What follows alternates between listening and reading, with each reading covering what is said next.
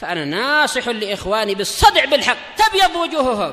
السكوت في مسألة الحزبية يضرها، فاصدع بما تؤمر وأعرض عن المشركين. سلامي على دماج ورجالها والشيخ يحيى ودار العلم يا سعد بانيها.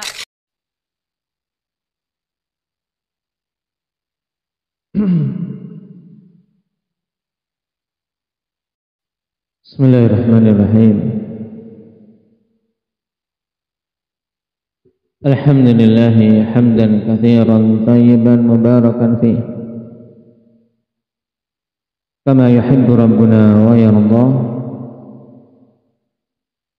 Asyhadu an la ilaha illallah wahdahu la syarika lah wa asyhadu anna Muhammadan abduhu wa rasuluhu sallallahu alaihi wa ala alihi wa ashabihi wa man tabi'ahum bi ihsanin ila yaumiddin. Amma ba'd. Pembahasan terakhir yang kita pelajari terkait prinsip-prinsip ahli sunnati wal jamaah tentang apa? Khuzaimah. Hukum mentaati penguasa, apakah itu khalifah ataukah malik, raja, atau penamaan-penamaan yang lain di mana dia menjadi penguasa bagi kaum mukminin. Maka prinsip ahli sunnati wal jamaah adalah mentaati wulatul umur dengan syarat apa? Indaka Muhammad Raga, apa syaratnya kita wajib mentaati penguasa?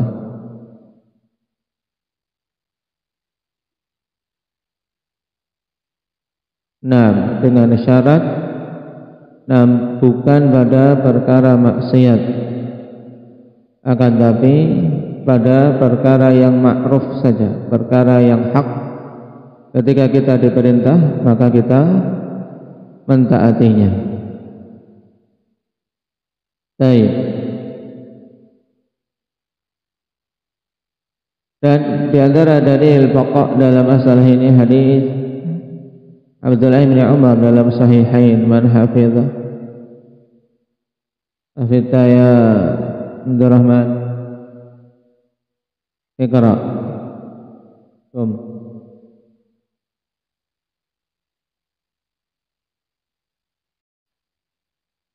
As-sam'u wa at-ta'ah 'ala al-muslim fima ahabba wa karih ma lam yu'mar bi ma'siyah, fa idza amara bi ma'siyatin fala sam'a wa la ta'ah. Terus kapan kaum muslimin diperbolehkan ketika mendapati umara melakukan kejahatan-kejahatan, kezaliman-kezaliman? Kapan diperbolehkan untuk mengangkat senjata melawan mereka? Indaka dzikri.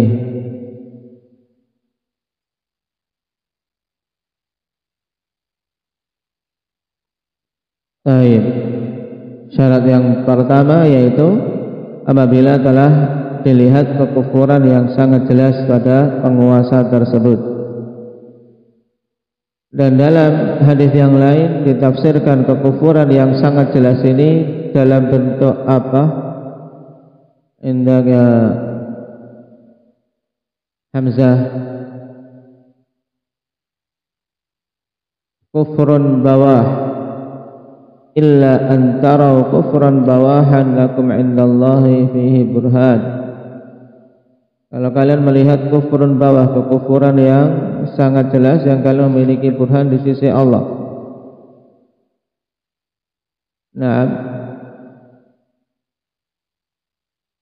Baik, dalam hadis dalam Sahih Muslim dari Ummu Salamah jelas Nabi sallallahu alaihi wasallam memberikan patokan akhir la masallu, menunjukkan bahwasanya bentuk kufur bawah diantaranya adalah secara terang-terangan meninggalkan salat.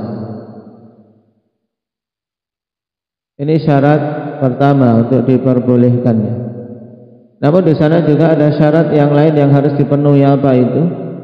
Untuk kaum muslimin diperbolehkan secara syar'i mengangkat senjata kepada penguasa yang kafir. Indah Uwais.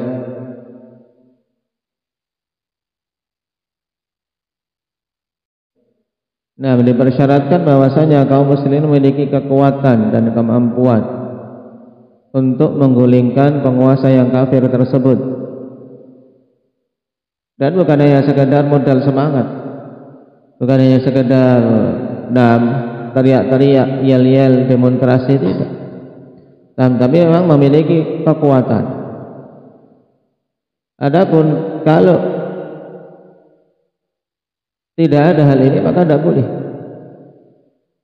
Penguasa memiliki tentara, memiliki persenjataan yang kuat sedangkan dia tidak, maka tidak boleh. Kewajibannya di situ harus bersabar. Nah, kemudian syarat yang kedua apa Arif? Apa syarat yang kedua? Jadi harus punya kekuatan. Yang kedua harus memiliki calon pemimpin pengganti yang lebih baik. Harus. Kaum muslimin telah memiliki calon pemimpin pengganti yang lebih baik. Karena apa? Sudah susah-susah memberontak tapi calon pemimpinnya sama saja ya bohong, ya kan? Korban sudah berjatuhan, ternyata calon pemimpinnya sama saja mata duitan, ya tidak bisa. Nah, calon pemimpin pengganti yang lebih baik. Adapun kalau tidak memiliki, tidak boleh. Ya akan terjadi pertumpahan darah lebih banyak. Karena ketika tidak ada penguasa, setelah itu yang ada perebutan kekuasaan. Kemudian yang ketiga, tidak dikhawatirkan timbulnya kerusakan yang lebih besar. Oleh karena itulah kalau kita perhatikan dalam setiap upaya penggulingan kekuasaan, ya kebanyakan ya kawan, dararnya sangat besar setelah itu. Apalagi ketika yang ingin menggulingkan kalah semakin keras penguasa yang jahat tadi terhadap kaum muslimin. Makanya perkara ini perkara yang sangat sempit, bukan perkara yang luas. Dan di antara firqah pada masa sekarang yang kerusakannya tersebar di mana-mana, menyeru untuk revolusi, menyeru untuk mengingkari para penguasa, menggulingkan kekuasaan mereka adalah Ikhwanul Muslimin, yang lebih pantas untuk disebut dengan Khuwanul Muslimin, pengkhianatnya kaum muslimin. Karena hampir di setiap negeri-negeri Islam, Khuwanul Muslimin inilah yang menjadi sebab kerusakan-kerusakan, kerusuhan-kerusuhan. Nah, Suriah, Yaman, Tunisia, dan sekarang yang diantara paling memprihatinkan yang terjadi di Gaza, Palestina. Hamas mengusung seruan Ikhwanul Muslimin, Khuwanul Muslimin. Sehingga dengan sebab itu malah orang-orang kufar Yahudi maupun Nasara, Amerika dan bala tentaranya memiliki alasan untuk mereka membantai orang-orang yang beriman, wal'iyadzubillah. Dan terus-menerus mereka mengupayakan negeri-negeri yang lain, negeri Mesir, Saudiyah, Urdun, dan alhamdulillah pemerintah Urdun tanggap. Di antara hal yang patut untuk disyukuri pemerintah Urdun, secara resmi mereka melarang organisasi ini, Ikhwanul Muslimin di Urdun dilarang. Nah, seperti HTI di kita haid. Nah, seperti ini memang sepantasnya untuk dilarang. Kenapa? Karena keberadaan mereka akan menimbulkan keresahan. Dan bukan perjuangan Islam yang mereka perjuangkan, akan tapi perjuangan kelompok dan juga dunia. Maka sampai Syekhuna Abu Bilal hafizahullah ta'ala, kalau ada penggalangan dana ke atas nama Ikhwanul Muslimin, jangan percaya, jangan engkau beri walaupun sepeser pun,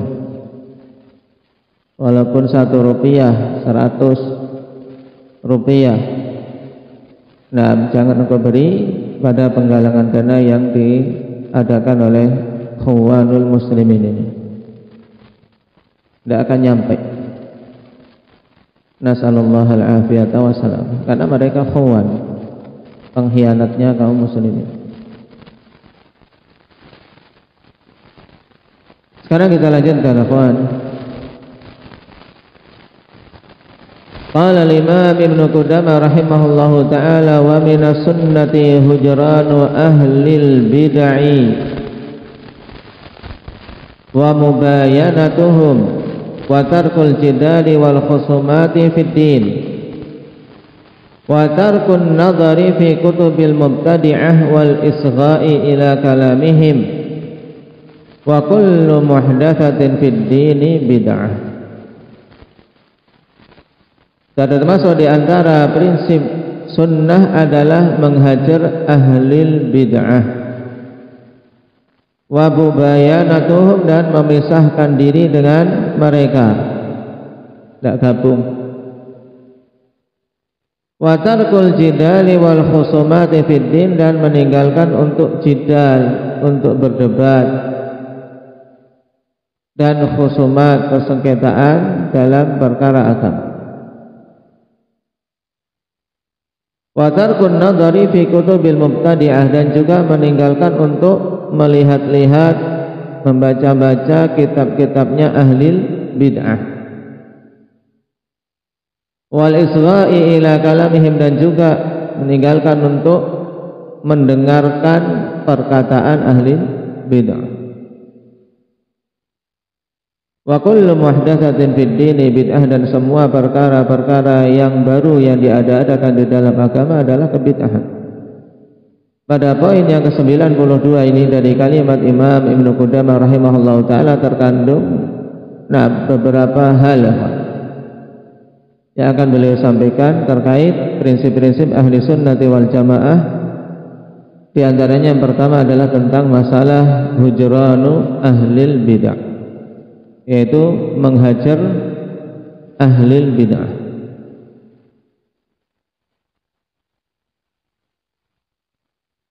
Yang pada asalnya muslim yang satu dengan muslim yang lain, mereka itu bersaudara, tidak boleh saling mendiamkan, tidak boleh saling menghajar itu lebih dari 3 hari tanpa alasan dini, tanpa alasan syar'i. Nah, dan di antara alasan syar'i sehingga diperbolehkan menghajar seorang yang masih muslim, didiamkan, tidak diajak bermuamalah, ditinggalkan.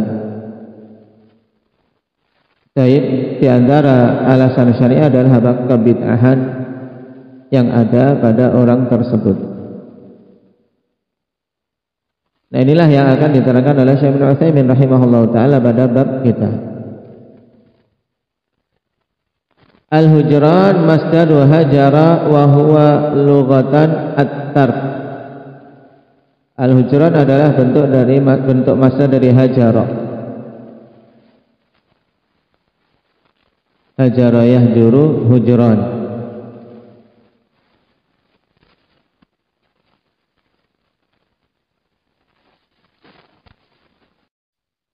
Baik. Mengenai dhabt di kitab kita dengan hujran. Baik, kalau di kamus dengan mengkasrahkan al-hijran. hijran, hijrah. Nah, ini masalah pertama, hijran. Kemudian juga masalah yang lain hajru, dan ini lebih enak, lebih masyhur, hajru ahlil bid'ah. Secara bahasa bermakna apa? At-tark, meninggalkan. Dikatakan oleh Ibnu Faris rahimahullah ta'ala dalam Mu'jam beliau bahwasanya kata kalau terdiri dari ha, jim dan ra, nah, yadullu ahaduhuma ala qati'atin wa qat'in wal akhar ala shaddi syai'in wa rabtah.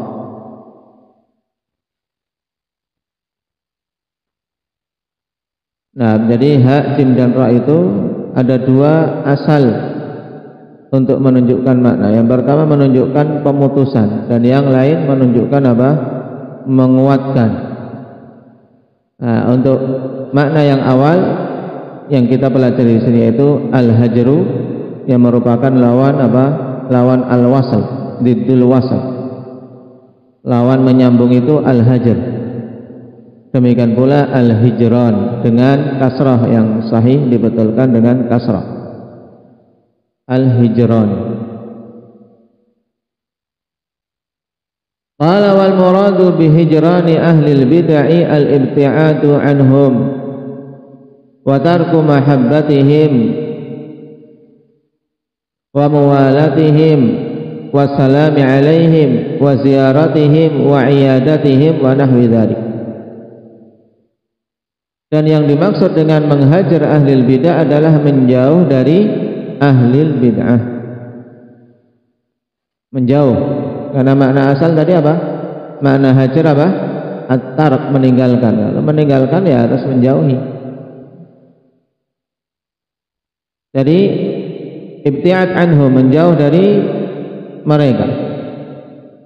Wa tarki mahabbatihim, dan tidak mencintai mereka, meninggalkan untuk mencintai mereka, meninggalkan untuk berwala kepada mereka. Demikian pula meninggalkan untuk memberikan salam kepada mereka, meninggalkan untuk mengunjungi mereka, berziarah maupun menengok ketika sakit. Ini semuanya ditinggalkan. Baik, ini maksud hijrah, masuk hajar, hijran. Nah,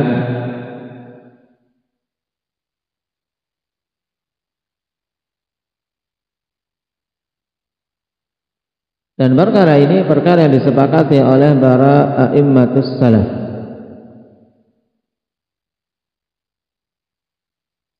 Kata Imam Al-Baghawi rahimahullahu ta'ala, wa qad madatis sahabatu wat tabi'una wa atba'uhum wa ulama'us sunnah ala hadha mujmi'ina muttafiqina ala mu'adati ahlil bid'ati wa muhajaratihim. Telah berlalu para sahabat dan para tabi'in serta atba'ut tabi'in dan para ulama sunnah di atas hal ini. Mereka bersepakat untuk memusuhi ahlil bid'ah dan menghajar mereka.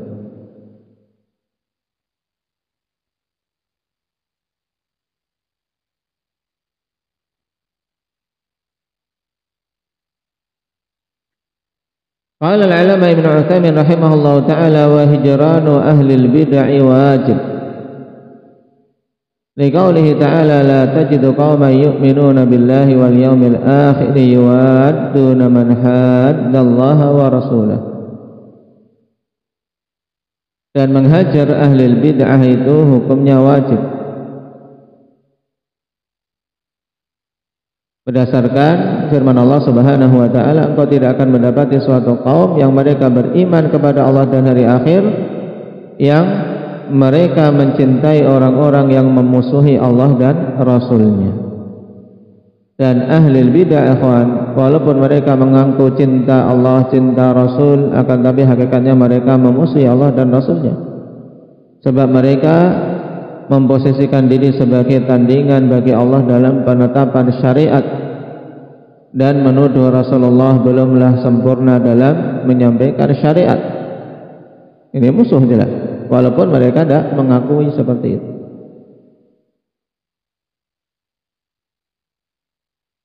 Ini dalil dari Al-Quran. Qala wa li'anna an-nabiy sallallahu alaihi wasallam hajara Ka'ab ibn Malik wa sahibaihi hina takhallafu an ghazwati Tabuk. Juga dalil yang lain dari sunnah, contoh penghajaran karena alasan yang syar'i, yaitu Nabi sallallahu alaihi wasallam menghajar Ka'ab bin Malik dan dua temannya. Siapa dua teman Ka'ab bin Malik yang juga ikut diuji dengan hajar tersebut? Syukran.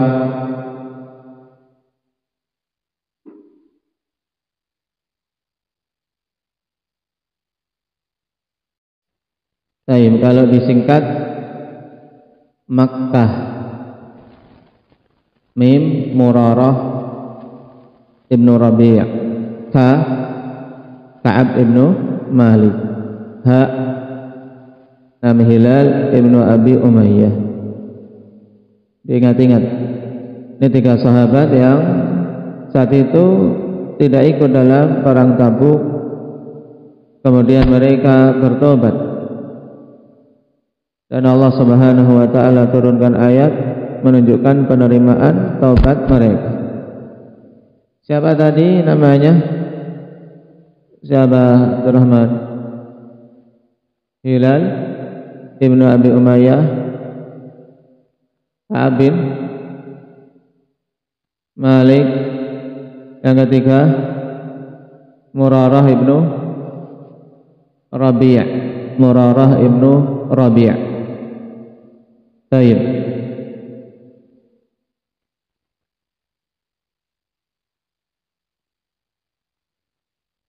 Makanya Imam Ibn Abdul Bar rahimahullah ta'ala dalam At-Tamhid menegaskan, wa fi hadithi Ka'ab hadha dalilun ala annahu jaizun an yahjura al-mar'u akhahu idha badat lahu minhu bid'ah aw fahishah yarju an yakuna hijranuhu ta'diban lahu wa zajran anha, wallahu a'lam.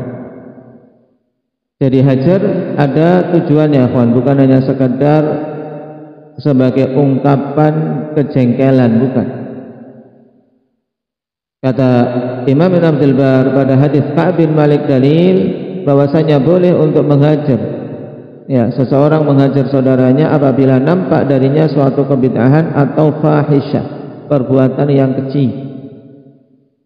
Yang diharapkan hajarnya tersebut sebagai bentuk takdib baginya, mengajari dia adab agar dia taubat, dan sebagai bentuk peringatan keras baginya agar kembali rujuk ke jalan yang lurus.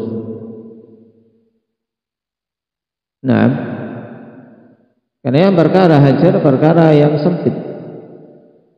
Nah, hukum asalnya apa? Kaum muslimin tidak boleh saling menghajar lebih dari 3 hari. Nah, akan tapi ketika ada alasan syar'i seperti kebid'ahan atau fahisyah seperti ini, maka diperbolehkan.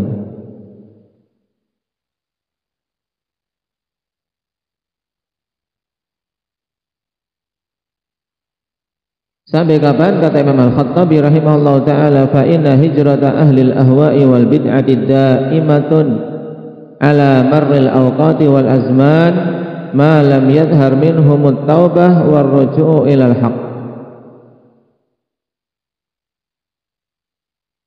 Sungguhnya menghajar ahli ahwa dan ahli bid'ah itu terus menerus sepanjang waktu dan sepanjang zaman, selama tidak nampak dari mereka taubat dan rujuk kepada kebenaran. Jadi tidak ada batasan sebulan, 2 bulan, tidak. Tapi batasannya sampai mereka rujuk kepada kebenaran.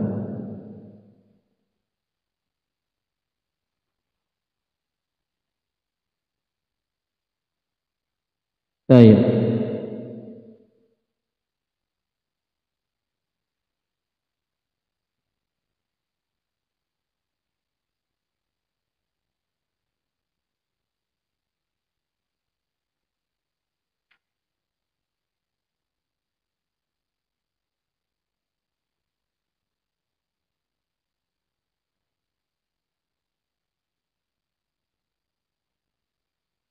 Dan disebutkan juga oleh Ibn Abdul Bar faidah bagus dalam At-Tamhid, kata beliau, ajma'al ulama ala annahu la yajuzu lil muslim an yahjura akhahu fawqa thalath illa an yakuna yakhafu min mukalamatihi wa silatihi ma yufsidu alaihi dinah aw yuwallidu bihi ala nafsihi madarrah fi dinihi aw dunyah. Para ulama berijma bahwasanya tidak boleh seorang muslim meninggalkan saudaranya, menghajar saudaranya lebih dari 3 hari, kecuali apabila dia khawatir kalau bincang-bincang dan menyambung hubungan dengannya akan apa? Akan merusak agamanya. Ini juga menunjukkan bukan hanya ahli bidah, tapi kalau seorang punya teman yang apa? Yang mengajak senantiasa pada keburukan, putus saja hubungan. Taib mengajak yang buruk-buruk, putus hubungan dengan yang seperti ini. Kenapa? Kan akan merusak agama kita. Apalagi kalian misalnya yang suka pertemanan-pertemanan ini, pertemanan-pertemanan di dunianya si maya. Taib yang ada teman-teman yang buruk, mengirim keburukan-keburukan, putus, blokir. Jadi masuk dalam hal ini ijma', blokir. Jangan disambung-sambung hubungan dengan orang-orang yang akan apa? Mengotori pikiran kita dengan keburukan-keburukan. Bukan malah apa? Mencari teman-teman yang seperti itu. Jauhi. Ingin betul-betul baik, jauhi pertemanan dengan orang-orang yang mengajak kepada keburukan. Ayualidu bihi ala nafsihi madarrah fi dinihi aw dunya, atau akan melahirkan pada dirinya kemadaratan dalam agama atau dunianya. Ya, ini saja apa? Disyariatkan, diperbolehkan untuk kita menjauh. Karena memang syariat kita secara umum akhwan melarang untuk kita melakukan hal-hal yang bisa memandarati diri-diri kita. Fa in kana dzalika faqad rukhsa lahu fi mujanabatihi wa bu'dihi. Maka bila ada alasan-alasan itu, maka diberi rukhsah untuk menjauhinya. Nah, jadi kalau seorang punya alasan menjauhi teman yang apa? Buruk, yang mengajak kepada keburukan saja. Nah, blokir masuk juga dalam hal ini, blokir nomornya. Kenapa? Karena ya, ngajaknya cuma kejelekan, menyampaikan berita-berita yang jelek, mengirim hal-hal yang jelek. Seperti ini butuh diputus hubungan dengannya. Nah, kemudian kata Syekh Ibnu Utsaimin rahimahullahu taala, lakin in kana fi mujalasatihi maslahatun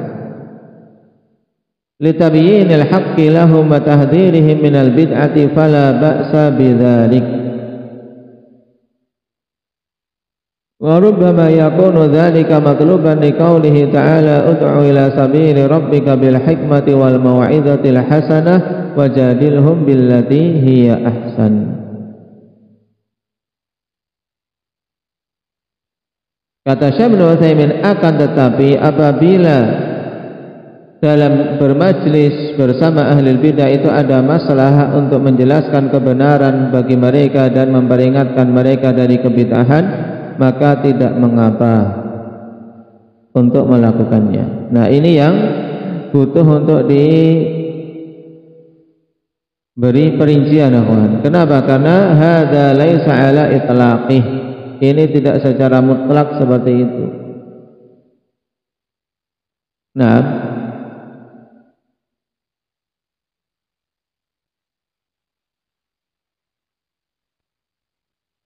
tidak mutlak seperti itu. Bal muqayyadun biman yu'rafu anhu qabulul haqq wa iradatuhu wal bahthu anhu. Ini syaratnya, Pak. Ya, tapi apa, diberi batasan dengan orang yang diketahui darinya itu mau menerima kebenaran dan memang menginginkannya dan mencarinya. Ini baru kita boleh apa, duduk menjelaskan kebenaran kepadanya. Adapun sudah dedengkot, sudah apa, kebid'ahan mendarah daging, pokoknya sampai mati seperti ini tidak perlu. Nah, ya seperti ini tidak perlu duduk-duduk bersamanya. Adapun orang yang memang dia terjatuh dalam kebid'ahan dan dia mencari, menginginkan kebenaran, mau menerima kebenaran kalau tahu, fahadza la ba'sa bi mujalasatihi litabayyana lahul haqqu atau litubayyana lahul haqq wa tuhadzirahu minal bid'ah. Maka ini tidak mengapa untuk duduk-duduk bersamanya untuk engkau jelaskan kebenaran dan engkau peringatkan dia dari kebid'ahannya. Fa in qabila minka falhamdulillah wa in lam yaqbal minka wa kana mu'anidan fala da'iya lil istimrar fi mujalasatihi bi hujjatin nasihati wal bayani wal munadharah. Jika dia menerima darimu, alhamdulillah, itu pahala besar bagimu. Dan jika tidak menerima darimu, maka dan dia adalah seorang yang mu'anid, seorang yang membangkang, maka tidak perlu untuk terus-menerus bermajlis dengannya dengan alasan memberikan nasihat dan menjelaskan serta untuk berdialog dengannya. Tidak perlu. Kenapa? Karena memang dia tidak mau menerima. Malah kita yang akan terseret. Apalagi kalau punya dana banyak. Ini yang paling berbahaya. Dan kebanyakan alasan untuk mempertahankan orang-orang seperti ini, akhwan, biasanya ujung-ujungnya dunia. Karena dananya banyak sehingga berat. Fa inna hadza rubbama awqa'u fil labsi waz-zayghi wal 'iyadu billah fasalamatu tarku dzalik. Kenapa? Karena kalau orang tidak menerima, akhwan, memang asalnya sudah tidak mencari kebenaran, tidak mau menerima perubahan. Bahkan bisa hal ini akan menjatuhkan yang mau menasihati dalam kerancuan dan penyimpangan wal iyadu billah. Maka jalan yang selamat adalah meninggalkannya. Baik. Ini terkait masalah apa? Duduk bermajlis dengan ahli bidah untuk menjelaskan kebenaran, untuk mentahdzir dari kebid'ahannya. Ini tidak secara mutlak, tapi tadi apa? Batasannya apa? Batasannya apa tadi? Hendak Akbar,